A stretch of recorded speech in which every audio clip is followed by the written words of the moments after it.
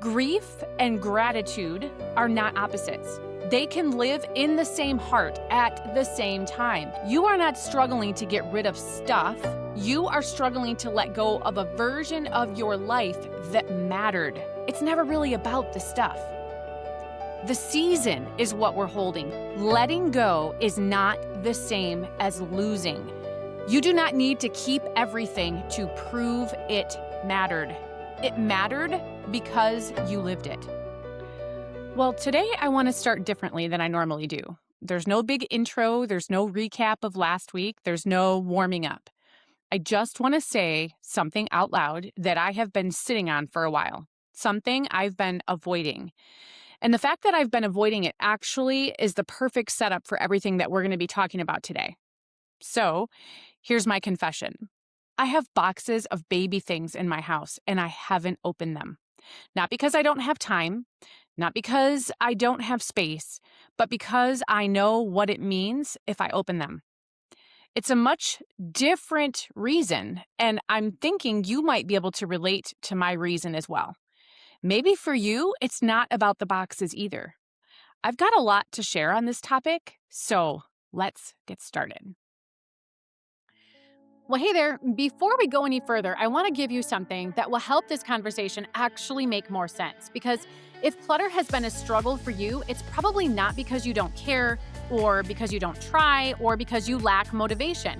It's because you're clutter and you speak a specific clutter language, and no one ever taught you how to listen. I created a free resource called the Clutter Languages Guide, and it's not about organizing or decluttering faster. In fact, there's no step-by-step processes in it anywhere. It's about recognition. And as you read through it, you'll start to see why clutter shows up the way it does in your life and what it's holding, what it's protecting, and what it's been asking from you. You might recognize yourself in one language. You might see pieces of yourself in several. That's totally normal. This isn't some sort of test. There is no right answer or one right language, and you don't need to fix anything yet. Understanding comes before fixing. Fixing and momentum can come later. You can download the free guide at clutterlanguagesguide.com or using the link below. And I want you to approach it slowly. Don't take any action, but just notice what lands. What makes you say, oh, that's me? This will indicate your clutter language, because when you understand the pattern, the shame can soften. And when the shame softens, then change becomes possible. So let's start there. Okay, so my youngest is 8 years old. And if you don't already know this about me, I have a total of 9 kids. And my youngest is now 8. And before her, I had babies who were at home and kind of being born on a continuous rotation for 18 years straight. 18 years of tiny socks and pacifiers and board books with the corners chewed off, of toddlers who thought I hung the moon, of little girls who twirled in the kitchen just because they could, for no reason at all, just because the music was on and life was good and they hadn't learned to hold themselves back yet. My life was full of little boys who told me they wanted to marry their mom someday, and they said it like it was the simplest, most obvious thing in the world. Like there was no other possible answer. Of course I want to marry my mom. Well, that season is over. And I want to be really clear. I love where I am now. I love my older kids deeply. I love being a Gigi, which is who I am as a grandmother. I genuinely love this stage of life more than I ever expected myself to. So please don't hear me say this and assume that I am miserable or that I'm drowning in regret or that I wish I could go back. I don't. But here's what I've had to learn. And maybe you have had to learn this too, or maybe this will be the beginning of you learning this. Loving where you are now does not erase the grief of what's behind you. Both of those things can be completely true at the same time. You can be genuinely grateful for today and still mourn that something is gone. You can love the woman you are becoming and still feel the ache of the woman that you used to be. Grief and gratitude are not opposites. They can live in the same heart at the same time, and pretending otherwise is just another way of avoiding the real work. And so those boxes and bins in my house, they are grief that I haven't fully sat with yet. And every time I walk past them, some part of me knows it. And so, if you've ever stood in your home in front of a pile or a closet or a bin shoved under a bed, a drawer that you haven't opened in 2 years and thought, this isn't just stuff, this is part of my life, this is part of me. Well, this conversation is for you. We are not going to be talking about bins and labels today. I want to be upfront about this. We are not talking about the best way to fold a sweater or which kind of organizer to buy for your pantry or how to do a whole house reset in a weekend. We're going to be going so much deeper than that. We're talking about why clutter can feel emotional, why letting go feels heavier than it logically should, why some of us can clean out a whole garage in an afternoon, but cannot bring ourselves to open one cardboard box. And we're going to talk about how to actually move forward without forcing yourself before you're ready and without staying so stuck that you never move at all. There is a middle ground, and that's where we're going today. So let's start with the truth that nobody in the organizing world really wants to say out loud. You are not struggling to get rid of stuff. You are struggling to let go of a version of your life that mattered. Let me say that again. You are not struggling to get rid of stuff. You are struggling to let go of a version of your life that mattered. Just let that sit. Let that land for a second. Because here's what I know about you, about the women who listen to the conversations that we have here, who show up in community, who come to me for coaching and strategies. You are not lazy and you are not disorganized at your core. You are not someone who simply doesn't care about your home or your space. You care enormously.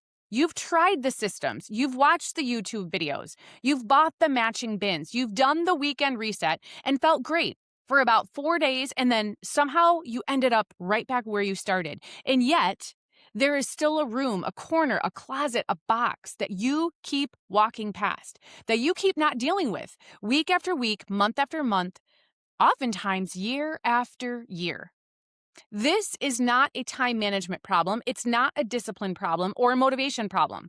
It is not something that a better planner or a more detailed decluttering checklist is going to fix. This is a grief problem. And grief does not care about what label maker you are using. So let me say a little bit more about this because I think we underestimate how many different forms grief takes in our lives and in our homes. We tend to think of grief as something that only follows death. And yes, that is absolutely one form of it. But grief shows up anytime we lose something that mattered. Anytime a chapter closes, anytime who we were changes, even if the change is good. Grief shows up when your kids grow up and don't need you the same way anymore. It shows up when a career ends, whether you choose to leave it or it was chosen for you. It shows up when a friendship fades, when a marriage ends, when your body changes, when a dream doesn't happen the way that you thought it would. It shows up in the quiet spaces between who you used to be and who you are now, and it tends to collect physically in the corners of our homes that we can't bring ourselves to deal with. And for me, those boxes and bins, they represent 18 years. They represent a specific rhythm that is completely gone from my daily life now. The chaos of the little kids, and I mean the real chaos, right? The beautiful kind, the kind where you are perpetually exhausted and perpetually needed. And somehow both of those things feel okay because at least you know exactly who you are and what you're all about. I was the mom with the babies, the mom in the thick of it, the one who knew where every single thing was, who remembered every appointment, who was the keeper of all the small and tender details of small and tender lives. And somewhere in all of those boxes is that identity. It's folded up along with all of those onesies. No more twirling little girls in the kitchen. No more boys looking up at me with that uncomplicated, total adoration that only exists before the world gets to them. No more of that version of motherhood where I was the whole world to someone who was still small enough for me to carry. And I'm saying all of this out loud because I think a lot of you have a version of those boxes somewhere in your home, and it might not be baby things at all. Maybe it's your mother's dishes after she passed away, and every time you open that cabinet, you feel the weight of her absence so acutely that you just close it again and move on. Maybe it's the boxes of your old work clothes from a career that you left. And they're not just old clothes, they're the version of you who felt competent and seen and recognized in a way that felt good and that you quietly miss, even though you love where you are now. Maybe it's your kids' artwork stacked in bins for a season of homeschooling that is over now. Maybe it's your wedding album in a box in the back of your closet from a marriage that didn't survive. And looking at it feels like looking at a woman you barely recognize anymore and don't quite know how to deal with. Maybe it's the medals and the gear from a sport that you used to love before your body changed or your schedule changed or life got impossibly full. It doesn't matter what the stuff is. The stuff is never, it's never really about the stuff. The season is what we're holding. The identity is what we're not sure how to release. And so the very first thing that you need to do before you touch a single item, before you buy a single bin, before you make a single decision about what stays and what goes is this. Name what those things represent. Name what it represents. Not what it is, but what it represents. Ask yourself, what season does this belong to? What version of me lived inside this? What was life like when this was part of my everyday world? What did I believe about myself then? What role was I playing? What did I love about who I was in that chapter? You don't have to answer all of those questions and immediately spring into action either. But you do have to stop pretending that the stuff is just stuff. Because if you go in treating it like it's just stuff, one of two things is going to happen. You will either avoid it forever because every time you try, it feels like too much and you don't know why. Or you bulldoze through it so fast that the grief catches up with you later, weeks or months down the road, and you find yourself grieving something that you let go of before you were really ready. Neither one of those things is going to serve you. And so name the season, acknowledge what you're actually dealing with. That is where you want to start. Now let's talk about avoidance because I honestly need to be honest about my own avoidance before I say anything else. I have been working around all of those boxes and bins, not through them, but around them. I have reorganized the closet that they're in. I have cleaned the room that closet is in. I have looked at them and thought, wow, I really need to deal with those. And I felt a small wave of something uncomfortable. And then I found something else very important and very urgent to go do. I have been masterful at the art of productive avoidance, staying in motion, checking other things off the list, feeling like I'm making progress while those boxes and bins sit exactly where they have been sitting, untouched year after year. And here's what I finally had to admit when I truly got honest with myself. Those boxes are not neutral. They are not just sitting there quietly minding their own business. They are not inert objects with no effect on me. Every time I walk past them and choose not to deal with them, they do something to me. They pull at something. They hold me quietly in a version of life that is already over. And every day I choose to work around them instead of through them is a day that I let avoidance make a decision that I should be making for myself. Now, and I want to be careful here because this part really matters. I am not telling you to rush grief. You do not rush grief. Grief has its own timeline and its own wisdom. Forcing yourself to sit down with a box of your mother's things on a random Tuesday afternoon because you heard a podcast episode, that's not the reason that you move. That is not what I'm asking you to do. That kind of forcing usually just results in either shutting down completely, or making decisions that you later regret. Again, neither one of those is the goal. What I am saying is that there is a real and important difference between honoring the grief and building your life around avoiding it. Honoring grief sounds like this. I'm not ready to go through these yet, and I'm giving myself intentional space and time to get there. It's a choice with direction and decision behind it. There's awareness, there's gentleness. Even without a hard deadline, there is intention in what you just said. Avoiding grief sounds like this: I'll deal with it later, set on repeat, time and time again for 3 years. One of those is an act of genuine compassion towards yourself, and the other, it's just fear dressed up as compassion. And here's the hard part: both of these two things can look almost identical from the outside, which means you have to be willing to be honest with yourself about which one you're actually doing. No one else can answer that for you. Here's a question that might help you figure it out. What am I avoiding and why? Not just in your closets and your storage room, in your life broadly. What are you walking around instead of walking through? What are you managing instead of addressing? Because I've worked with enough women to say this with confidence. The physical avoidance and the emotional avoidance are almost always connected. Well, hey there. Before we go any further, I want to give you something that will help this conversation actually make more sense. Because if clutter has been a struggle for you, it's probably not because you don't care, or because you don't try, or because you lack motivation. It's because you're clutter and you speak a specific clutter language, and no one ever taught you how to listen. I created a free resource called the Clutter Languages Guide, and it's not about organizing or decluttering faster. In fact, there's no step-by-step processes in it anywhere. It's about recognition. And as you read through it, you'll start to see why clutter shows up the way it does in your life and what it's holding, what it's protecting, and what it's been asking from you. You might recognize yourself in one language. You might see pieces of yourself in several. That's totally normal. This isn't some sort of test. There is no right answer or one right language, and you don't need to fix anything yet.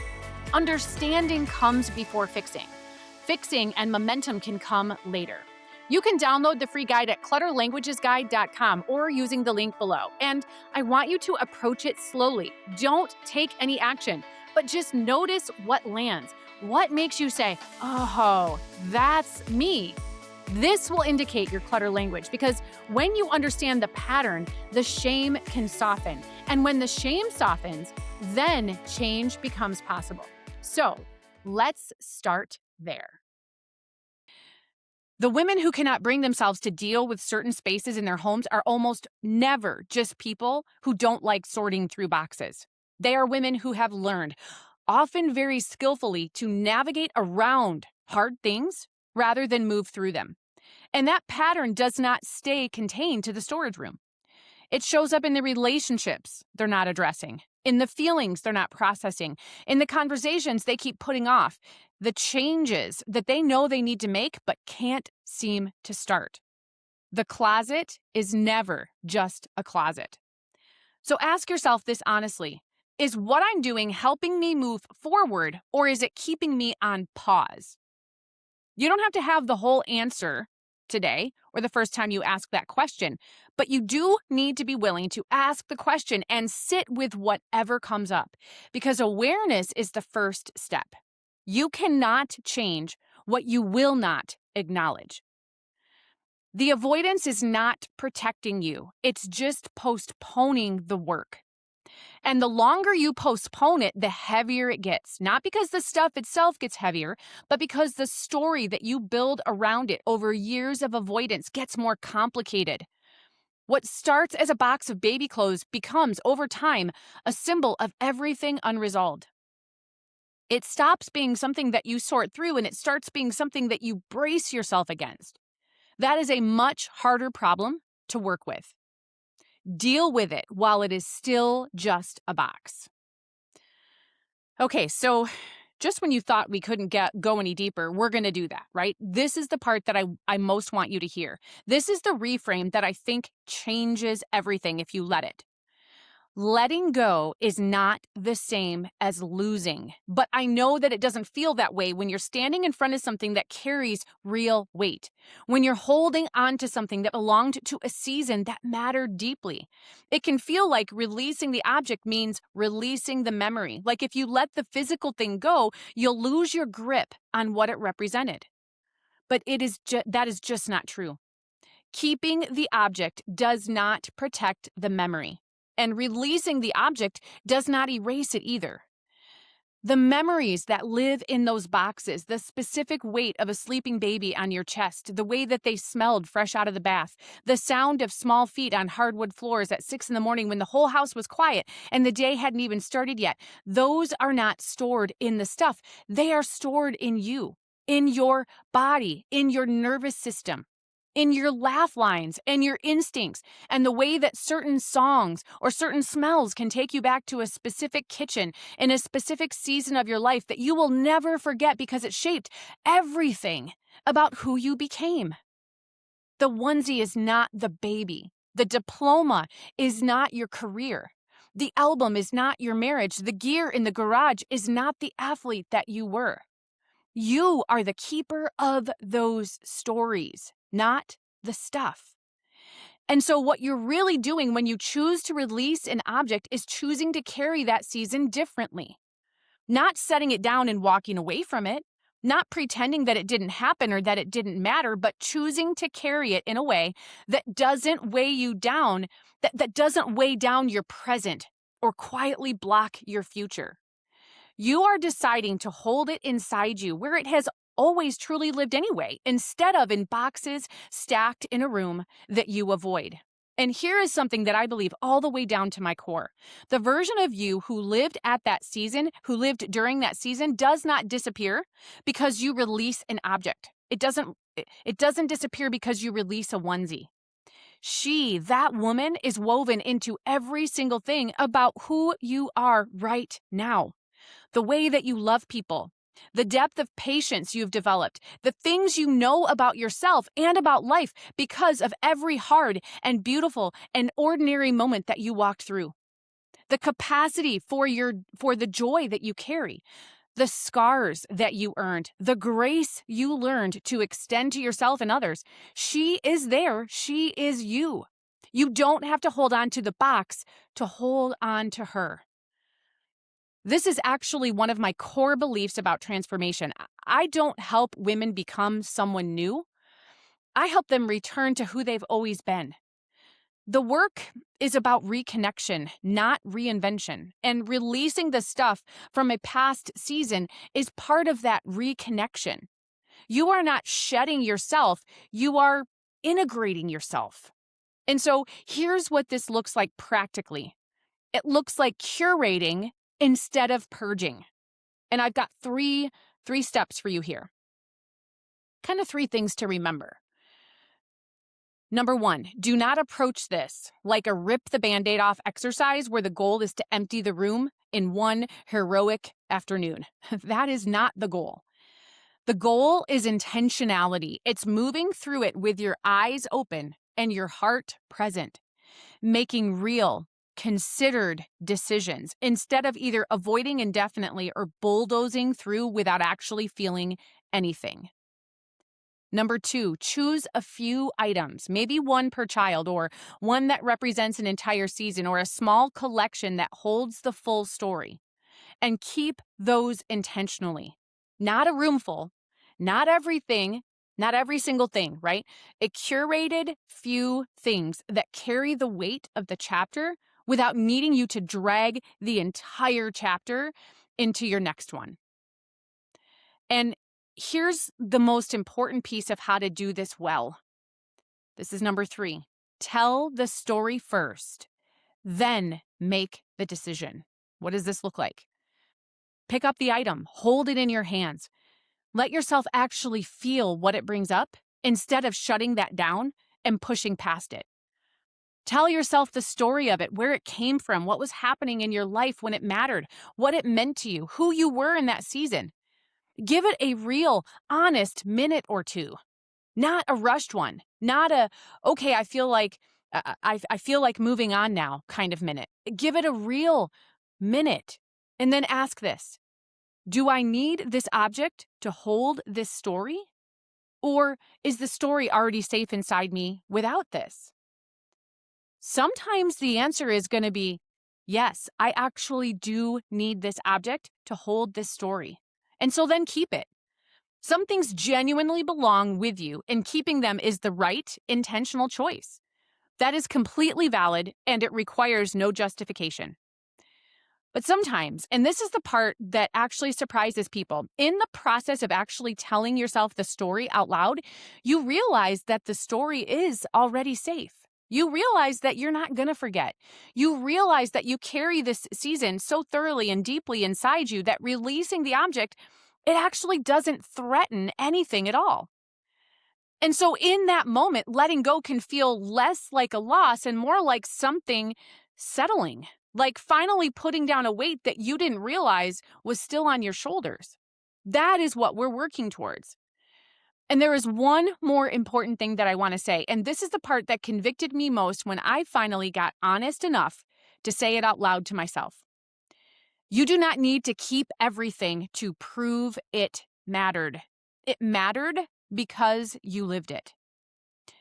You do not need to keep everything to prove it mattered. It mattered simply because you lived it. The proof is not in the box. The proof is in you, in your instincts and your perspective and your depth and your laugh and all the things you know about yourself and about loving people and about surviving hard seasons because of every single moment that you have walked through. None of that is stored in cardboard. It is stored in the woman who looks back at you when you look in the mirror. And here is where I have to be fully transparent with you about where I actually am right now with my own stuff. I know that keeping all of those boxes is costing me something. It's throttling who I'm becoming. When I realized that, when I actually said that to myself a few weeks ago, it really stopped me and made me think, because I say a version of that to clients all the time, that staying emotionally anchored in the past costs you your presence in your life now. And there it was. I was doing exactly that, not in a dramatic way, not in a way that anyone else could really even see from the outside, but those unopened boxes were quietly holding part of me in a season that I'm not actively living anymore. And every day I walked past them without making a real decision was another small vote for staying on pause. Another quiet signal to myself that I wasn't ready to fully step into what's next.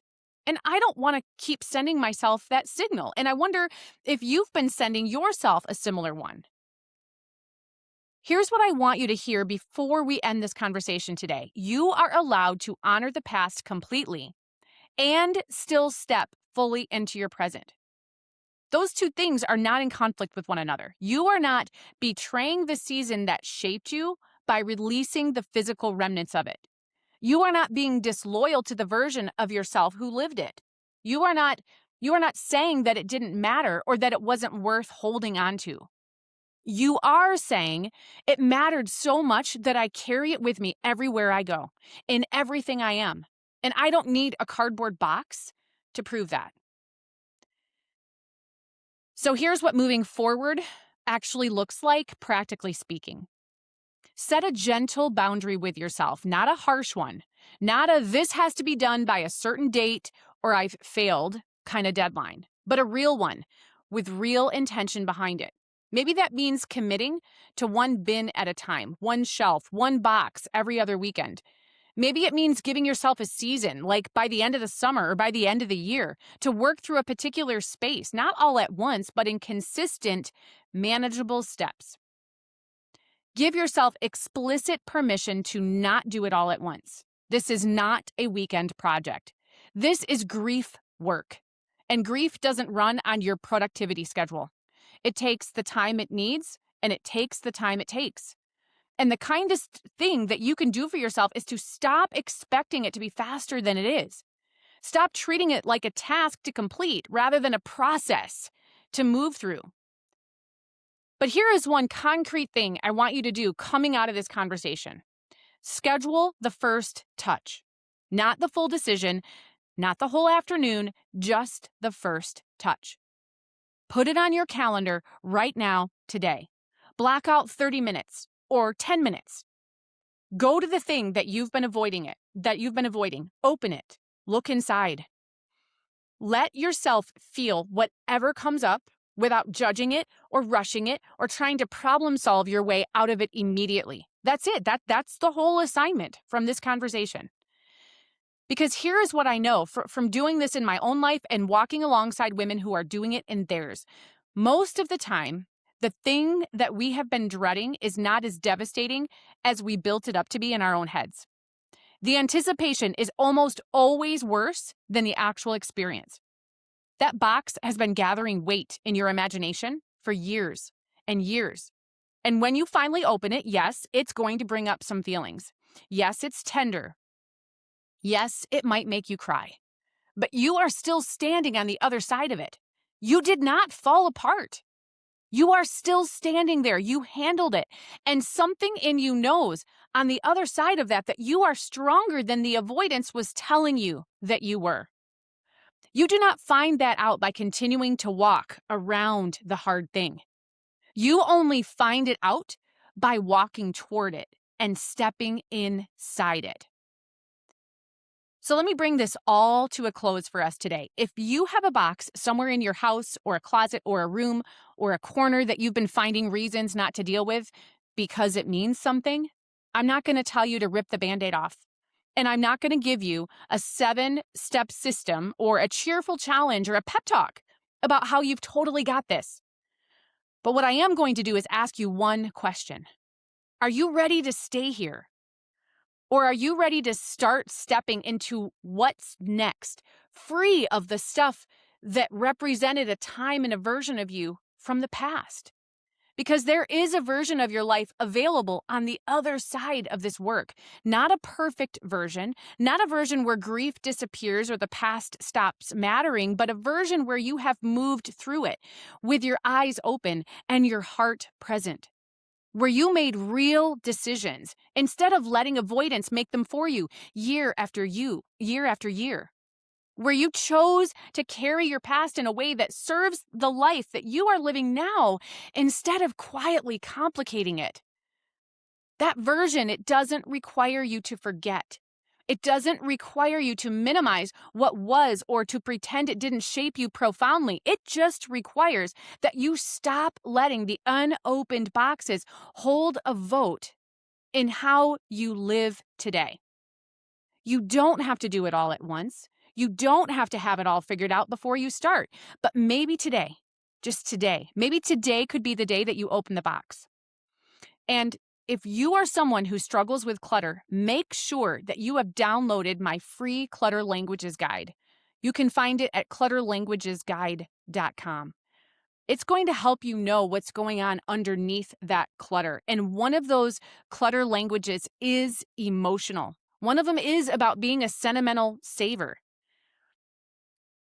What we've done here today, it hasn't been about getting your home organized. But what we've actually done is we've opened the conversation, we've started the conversation about creating real space for the life that you are actually living right now. This is exactly what I help women do.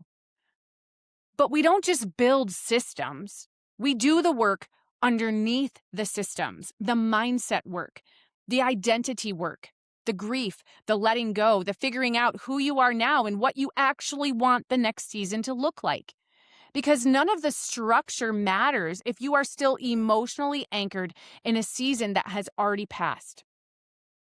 You can go to clutterlanguagesguide.com or just look down in the comments below. We've got it linked there.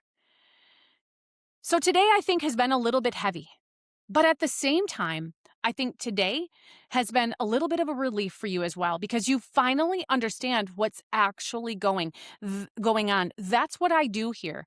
Every single time I show up here to have conversations with women just like you. And if you know other women who need to have conversations, sometimes the hard, heavy ones, be sure that you share this conversation with them. You know who she is.